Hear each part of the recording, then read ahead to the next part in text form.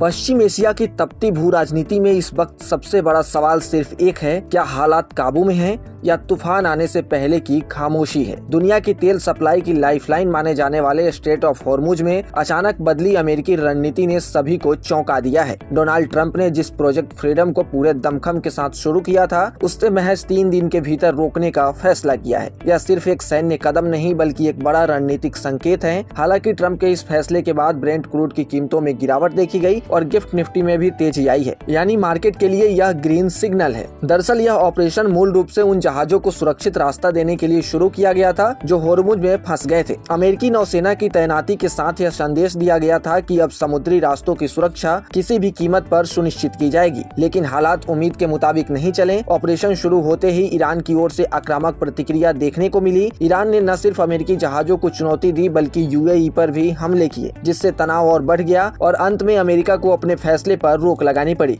यानी कि project freedom को रोकना पड़ा। यानी कि ऐसे समय में ट्रंप का फैसला सामने आया कि ऑपरेशन को अस्थायी रूप से रोका जाए। उन्होंने दावा किया कि ईरान के साथ बातचीत में बड़ी प्रगति हुई है और अब फोकस सैन्य कार्रवाई से हटाकर कूटनीतिक समाधान पर रखा जा रहा है। लेकिन असल कहानी इससे कहीं ज्यादा जटिल है, क्योंकि जहां एक तरफ ऑपरेशन रोका गया, वहीं दूसरी ओर ईरान के खिलाफ नाकेबंदी अब भी जारी है। यानी दबाव कम नहीं हुआ है, बस उसका तरीका बदल गया है। इस पूरे घटनाक्रम ने कई सवाल खड़े कर दिए हैं। क्या अमेरिका ने यह कदम शांति की दिशा में उठाया है या ईरान के अप्रत्याशित हमलों के बाद एक रणनीतिक पीछे हटा है? क्योंकि रिपोर्ट्स के मुताबिक ईरान के हमले इतने बड़े नहीं थे कि युद्ध छिड़ जाए, लेकिन उन्होंने यह जरूर दिखा दिया कि हालात कितने नाजुक हैं। सीज फायर कागज पर भले ही मौजूद हो, लेकिन जमीन और समुद्र पर भरोसा अभी भी कमजोर है। इस तनाव का सबसे बड़ा असर वैश्विक व्यापार पर पड़ा है। हॉर्मुज से गुजरने वाले जहाजों की संख्या बेहद कम हो गई है। शिपिंग कंपनियां अब भी जोखिम लेने से बच रही हैं। पहले दिन सिर्फ 2 अमेरिकी जहाज इस रास्ते से निकल पाए,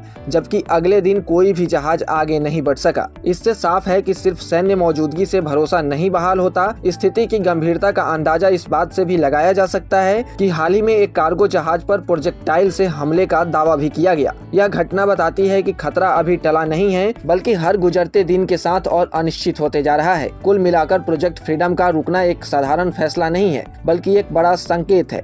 इससे यह भी संकेत मिलता है कि क्या अमेरिका और ईरान के बीच युद्ध खत्म होने वाला है। पश्चिम एशिया में शांति और संघर्ष के बीच दूरी अब बेहद कम है। इस बीच यह सवाल बना हुआ है और नजरें इस बात पर टिकी हुई हैं कि क्या कूटनीति इस तनाव को कम कर पाएगी या यह ठहराव आने वाले टकराव की भूमिका बन रहा है। आपको क्या लगता है, कमेंट सेक्शन में जरूर बताएं और ऐसे ही तमाम अपडेट्स और शेयर मार्केट से जुड़ी तमाम जानकारी के लिए बने रहें गुड रिटर्न्स डिजिटल के साथ।